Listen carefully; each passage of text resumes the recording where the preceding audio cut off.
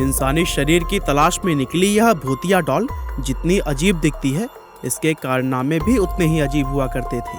दरअसल यह horror story है श्रापित भूतिया डॉल एनाबेल की, जिसे कि आज भी अकॉल्ट म्यूजियम में मंत्रोच्चार के साथ बांधकर कैद किया गया है। एनाबेल नाम की इस भूतिया डॉल की कहानी शुरू होती है 1918 से, क्योंकि इसी साल बच्चों की कहानियां और कॉमिक्स लिखने वाले अमेरिकी राइटर जॉनी ग्रूवेल ने अपनी एक किताब रेजिडी एन में इस डॉल का जिक्र किया था। दरअसल जॉनी ने इस कहानी में अपने साथ हुए एक रियल इंसिडेंट के बारे में लिखा। जॉनी बताते हैं कि एक दिन वह यूं ही अपने घर के बाहर टहल रहे थे, तभी उन्हें उनके घर के बैकयार्ड में एक डॉल पड़ी हुई दिखी। जॉनी ने उस डॉल को अपने घर में पहले कभी नहीं देखा था, इसीलिए उन्होंने अपने पड़ोसियों से जाकर पूछा कि कहीं ये डॉल उनकी तो नहीं, लेकिन सभी पड़ोसियों ने भी मना कर दिया। जॉनी को कुछ समझ नहीं आ रहा था कि आखिर ये डॉल उनके घर में आई कैसे। खैर, उन्होंने इसके बारे में कुछ ज्यादा नहीं सोचा और डॉल को घर ले जाकर अपनी बेटी मॉर्सेला को दे दिया। मॉर्सेला उस समय काफी छोटी थी, इसीलिए वो डॉल को देखकर काफी खुश हुई। अब मॉर्सेला हर समय इसी डॉल के साथ ही खेलती रहती थी और इसी तरह से खेलते खेलते कुछ ही दिनों में उसको डॉल से बहुत ही ज्यादा लगाव हो गया था और वह एक पल के लिए भी अपनी डॉल को खुद से दूर नहीं करती थी। वह अकेली घर में बैठी उस डॉल से खेलती और उससे बातें करती रहती, और यह सब देखकर जॉनी को अपनी बेटी की थोड़ी फिक्र भी होती, लेकिन फिर भी बच्ची समझकर वह उसको डॉल से खेलने देते थे। हालांकि मॉर्सेला की उम्र जब 13 साल हुई तब वह एक गंभीर बीमारी से पीड़ित हो गई, और जब इस बीमारी के लिए उसको वैक्सीन दी गई तब उस वैक्सीन का उसके शरीर पर उल्टा असर हो गया, जिसकी वजह से मॉर्सेला की डेथ हो गई। लेकिन दोस्तों, यहाँ एक चीज बहुत अजीब हुई थी कि मॉर्सेला की मौत से सिर्फ कुछ दिन पहले ही वो डॉल जॉनी के घर से अपने आप गायब हो गई थी। जॉनी ने मॉर्सेला के कहने पर उसको बहुत ढूंढा था, लेकिन वो कहीं भी नहीं मिली थी। यानी कि वो डॉल जॉनी के घर में जिस रहस्यमय तरीके से आई थी, उसी रहस्यमय तरीके से ही गायब भी हो गई। और इस सच्ची कहानी को जॉनी ने जब अपनी किताब में लिखा तो लोगों को इसके बारे में जानकर काफी हैरानी हुई, और जॉनी की यह कहानी उस समय लोगों में काफी फेमस हो गई। और फिर इसके बाद कई दशकों तक वह डॉल कहीं भी नजर नहीं आई थी और लोग इसके बारे में भूल चुके थे। लेकिन दोस्तों, साल 1970 में इस डॉल ने फिर से दुनिया में वापसी की, और इस बार ये हॉबी स्टोर नाम की एक एंटिक शॉप में नजर आई थी। दरअसल हुआ यह कि एक महिला इस एंटिक शॉप में गई और उन्होंने एक अजीब सी दिखने वाली यह डॉल खरीद ली। उस महिला को इस बात का कोई अंदाजा नहीं था कि वह जिस डॉल को खरीद रही थी वह असल में एक भूतिया डॉल थी। उस औरत ने यह डॉल अपनी बेटी डोना को उसके बर्थडे पर गिफ्ट करने के लिए खरीदा था। डोना उस समय नर्सिंग की पढ़ाई कर रही थी और वह एक हॉस्टल में अपनी 2 सहेलियों के साथ रहती थी। डोना अपनी माँ के इस गिफ्ट से काफ़ी हैरान थी, क्योंकि इससे पहले तक उसकी माँ ने उसे कभी भी गुड़िया गिफ्ट नहीं की थी, और इसके अलावा अब उसकी डॉल से खेलने की उम्र भी बीत चुकी थी। लेकिन फिर भी उसको अपनी माँ का यह तोहफा काफ़ी पसंद आया और उसने उस डॉल को अपने कमरे में एक जगह पर सजा कर रख दिया।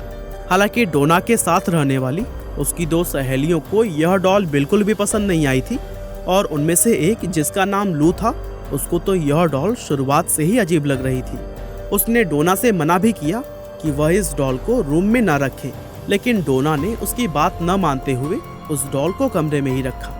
अब इस डॉल के कमरे में आते ही वहाँ पर अजीब अजीब चीजें होनी शुरू हो गई। सबसे पहले तो डोना ने यह गौर किया कि ये डॉल अपनी जगह से अपने आप ही मूव कर लेती थी। दरअसल डोना और उसके फ्रेंड्स जब भी कभी कमरे से बाहर जाती तो फिर वापस आने पर यह डॉल उसे कहीं एक नई जगह पर मिलती थी।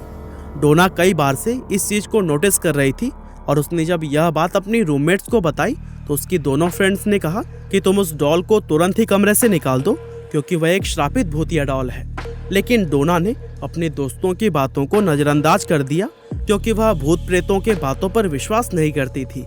कुछ दिन इसी तरह से समय बीतता गया और ये लोग डॉल की अजीब अजीब हरकतों को नोटिस करते रहे।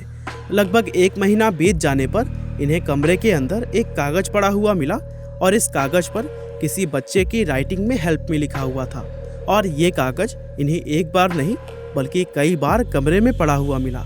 इसके अलावा एक बार जब ये लोग रात में कहीं बाहर से अपने रूम में लौटे तो इन्होंने देखा कि इस डॉल की पीठ और सीने पर लाल रंग के धब्बे लगे हुए थे, और चूंकि ये तीनों फ्रेंड्स नर्सिंग की स्टूडेंट थी, इसीलिए इन्हें ये पता करने में जरा सा भी वक्त नहीं लगा कि ये धब्बे किसी रंग के नहीं बल्कि खून के थे। किसी को भी समझ नहीं आया था कि आखिर इस डॉल के कपड़ों पर यह खून लगा कहाँ से। इस घटना के बाद से लू ने डोना से कई बार कहा कि ये डॉल भूतिया है और इसको यहाँ रखना बिल्कुल भी ठीक नहीं है, लेकिन डोना अपने किसी भी दोस्त की बात सुनने को तैयार ही नहीं थी। और इतना कुछ हो जाने पर भी डोना ने इस डॉल को अपने कमरे से नहीं निकाला।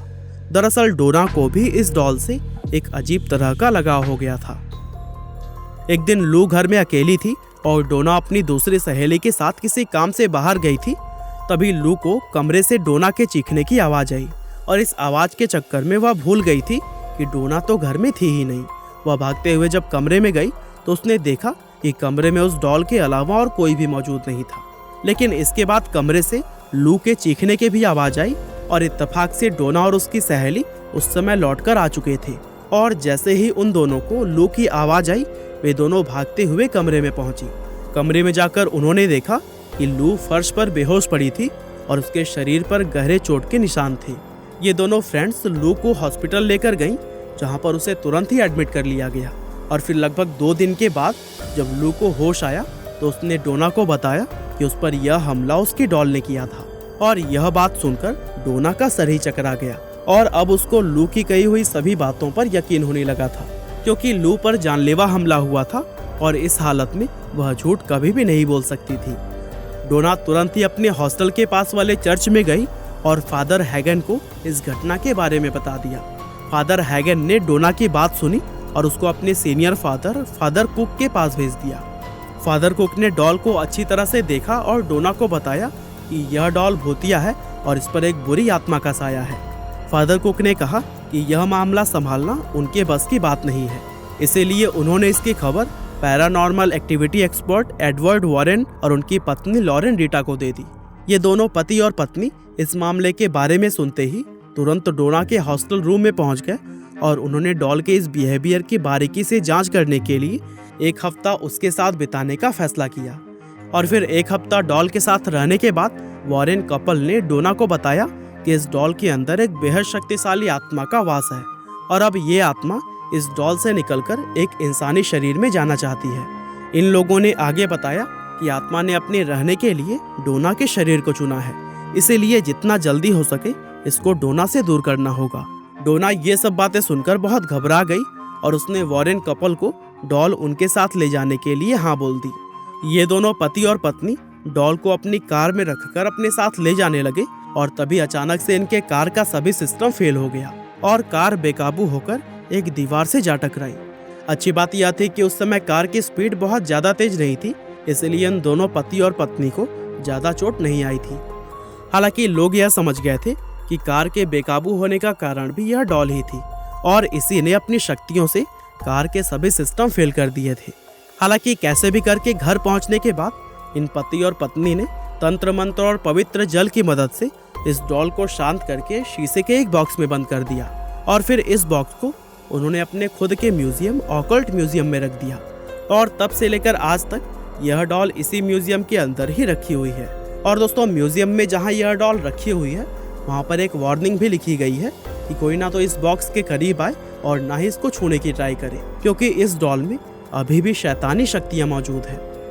वैसे भूत प्रेत में मैं खुद भी विश्वास नहीं रखता हूँ, लेकिन चूंकि यह कहानी सच्ची थी इसीलिए मैंने सोचा कि इस कहानी को आप लोगों के साथ भी जरूर ही शेयर करना चाहिए। वैसे इस कहानी के बारे में आप क्या सोचते हैं, हमें कमेंट करके बताना ना भूलिएगा। आपका बहुमूल्य समय देने के लिए बहुत बहुत धन्यवाद।